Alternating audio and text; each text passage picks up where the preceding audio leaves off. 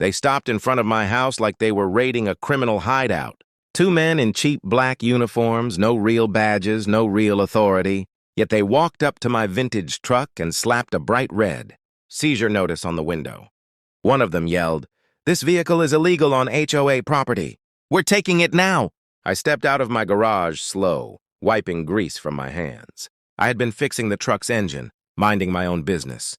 But the moment they saw me, the short one puffed his chest and pointed at me like I was some trespasser. "You, step back! This truck belongs to the HOA now." His voice shook. But his ego didn't. Typical. Fake power always shouts the loudest. I said nothing at first. I just stared at them, because something felt off. Their belts didn't match their shirts. Their radios weren't even turned on. And the so-called HOA patrol car behind them looked like a rented sedan with a sticker on it. Then she walked out. Karen, of course. Arms crossed, sunglasses on even though it was cloudy, and that smirk like she had already won. "Finally," she said loudly so the neighbors could hear, "we're removing this ugly junk from the neighborhood. You people think you can bring anything here? You people." She really said that. I kept calm. "Karen, this is my driveway. My truck, you can't take it." She snapped her fingers at the fake officers. "Don't listen to him. He's lying. Tow it, now." One of the men grabbed the door handle of my truck like he owned it. That was it. That was the moment the heat hit my chest. My hands curled into fists, but I still didn't raise my voice. Instead, I asked the quietest question. "Do you boys know what happens when you try to seize federal property?" They froze. Karen laughed. The men looked at each other, confused. And then I slowly reached into my back pocket, pulled out a worn black leather wallet, opened it, and let the silver edges catch the light. Their faces drained white. Karen took a step back, her smile breaking. The taller man whispered, "No. No way." But it was real. My badge, my authority, my secret they never saw coming. "I suggest," I said calmly, "you take your hands off my truck." Karen's mouth opened, but no sound came out. The two fake officers stepped back so fast they almost tripped over each other. The taller one kept staring at the badge like it was a weapon. We were just following HOA orders," he stammered, hands shaking. I didn't look away from them. HOA orders don't override federal law, and you two showing up in fake uniforms? That's a crime on its own. Karen finally snapped out of her shock. "He's bluffing!" she shouted, but her voice cracked. "That badge is probably from eBay. He's trying to scare you. Don't fall for it." But even as she spoke, she kept inching backward, as if she already knew she had messed up. I closed the badge and slipped it back into my pocket. "Karen, before you dig your hole deeper, think carefully. Did the HOA really send these men, or did you pay them yourself?" Her face twitched. A small, nervous laugh escaped. "Of course they're from the HOA. They work for us. Right?" She turned to them for backup. The fake cops didn't answer. They just stared at the ground like guilty kids caught stealing candy. I stepped closer. "Let me guess. She promised you a few $100s to deal with the truck? Maybe said the owner was some nobody she could push around?" Their silence was all the answer I needed. Karen's voice rose again, but this time it wasn't confident. It was scared. "Stop pretending like you're some federal hero. You don't even look like an agent." I shrugged. "That's the point." She blinked, confused. I leaned in slightly. "Real agents don't dress the part. We blend in, and we definitely don't appreciate people impersonating law enforcement." At that, the taller fake officer actually whispered to the other, "Dude, he's serious. We're screwed." Karen heard him and panicked. No, you're not leaving. Tow his truck. That's an order." The men stepped back from her instead of me. One of them spoke quietly. "Ma'am, we didn't sign up for federal trouble." Karen spun around like a cornered animal. "Why are you scared of him? He's nothing. He lives in a garage. Look at him." I almost laughed. "Karen, if I were really nothing, would I have recorded this entire encounter?" Her eyes widened. She froze. Her head snapped toward my garage, where a small blinking red light from the security camera shined clearly. At that moment, she realized she hadn't trapped me. She had trapped herself. Karen's breath went sharp and shallow, like someone had yanked the floor out from under her. She kept staring at the blinking camera light, then back at me, then at the two men who were now trying to pretend they had never touched my truck.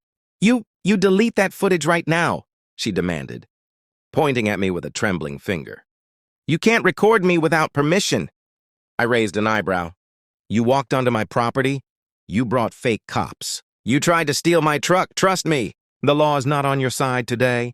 The shorter fake cop tried to sneak toward their HOA patrol car, but I stepped forward just once and he froze like a statue. Don't run, I said. If I wanted you arrested already, you'd be in cuffs. He gulped hard. We didn't know she was lying. She said the HOA approved everything. Karen snapped at him like a feral cat. Shut up! Don't say another word! You're under my command! I actually laughed under my breath. Your command? Interesting choice of words. Karen swung back to me. I am the vice president of this HOA. I make the rules here. I tilted my head. Funny, because I spoke to the real HOA board last week. They said you're not on the board anymore. Something about misuse of authority. Her face fell. Hard. For the first time, she looked afraid of something deeper than embarrassment. That's a misunderstanding, she said quickly. They didn't remove me. I stepped back. Temporarily. The taller fake officer muttered, She said she was the president. I didn't take my eyes off Karen. So you lied to them, and you lied to the HOA, and now you're lying to me. She bit her lips so hard her makeup cracked. You don't understand. That truck ruins the neighborhood. It ruins everything. We have standards here. My truck has more history than this entire block, I replied calmly. And it's registered under federal preservation. But you already knew that, didn't you? Her silence confirmed it. She wanted control, and she didn't care who she crushed to get it. Just then, the sound of a real car engine rolled up. A white SUV slowed in front of my driveway. The license plate flashed blue and gold. The fake cop stiffened instantly. Karen blinked. I just smiled. Because I knew exactly who it was. The driver door opened, and out stepped a man in uniform. Real uniform, not the costume these two were wearing. He walked toward us with calm, steady steps. Morning, he said. We got a report of suspicious activity involving possible impersonation of law enforcement. Karen turned pale as chalk. Who called you? The officer looked straight at her, then at me, and gave a tiny nod. He didn't need to say it. She already knew. Karen tried to smile when the real officer stepped closer, but her lips twitched like she was fighting a panic attack. Officer, thank God you're here, she blurted out. This man, he's threatening us! He pulled out a fake badge and he tried to intimidate my HOA security team. The officer didn't even look at me. He looked straight at the two fake cops. Security team? He repeated. You two want to explain why your badges say Community Safety Volunteer, but your shirts say HOA Enforcement Unit? The shorter man whispered. We're dead. Karen rushed forward. No, they're certified. They're authorized by the HOA. And this truck, this horrible old truck, is violating every single rule we have. I was just trying to maintain order. The officer raised a hand. She went silent immediately. Ma'am, I already spoke with the real HOA president on my way here. He checked his notes. She said you were specifically told not to. Contact any private. Enforcement after your suspension. Karen froze as if someone had unplugged her entire brain. Suspension? No, she's lying. I'm still in charge. I gave these men legal authority. The officer stepped past her and walked toward me. His voice lowered so only I could hear. You were right. Exactly the two individuals we were tracking. Impersonation complaints at 3 different neighborhoods. Karen's eyes widened. Tracking? What do you mean tracking? The taller fake cop finally broke.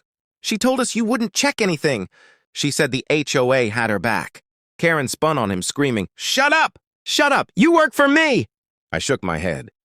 No, they don't, and they never did. The officer turned to Karen. Ma'am, I'm going to need you to step aside. We need to ask you a few questions about your involvement.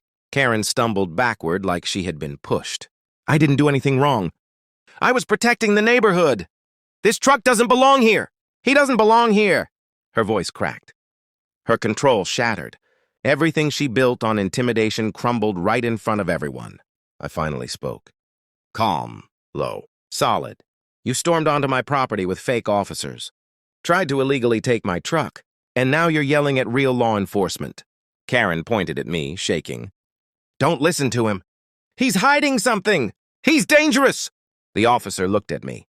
You carrying today? I nodded once. Always. Karen gasped. See? He's armed! The officer sighed. He's allowed. He's federal. Karen blinked. He's what? I reached into my pocket again and held up my badge. This time, the officer confirmed it. Federal Bureau of Investigation. Active status. The blood drained from Karen's face so fast she swayed on her feet. And then she said the line that sealed her fate. I didn't know. How was I supposed to know who he really is? I looked right at her. You didn't have to know who I was. You just had to respect the law. Karen stood there shaking, her eyes darting between me, the real officer, and the two fake cops who were now wishing they had stayed home that morning. The air felt heavy. The kind that comes right before a storm snaps a tree in half. The officer pulled out his radio. Dispatch, we have 2 impersonators in custody. Also requesting additional unit for a civilian involved in organizing the scheme. Karen's scream cut through the air. No, you can't arrest me! I was trying to help this community. I was doing my job. The officer didn't flinch. Your job ended the moment you hired criminals and stepped onto someone's property without authority. The taller fake cop lifted his hands in defeat. Look, man, we're sorry. She said the truck owner was just some nobody. She didn't say he was FBI. Karen snapped. He's not FBI. He can't be. He looks... I finished her sentence softly. Normal? She swallowed hard. I stepped closer just enough so she couldn't look away. You wanted control so badly. You didn't care who you hurt. You didn't care about the law. All you cared about was being feared. Her lip quivered. I didn't want that truck in my neighborhood. The officer moved behind her. Ma'am, turn around. She shook her head violently.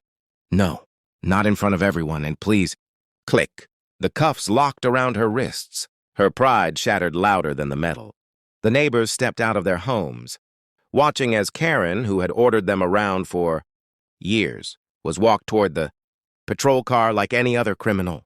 The fake cops were loaded into another car, silent and pale.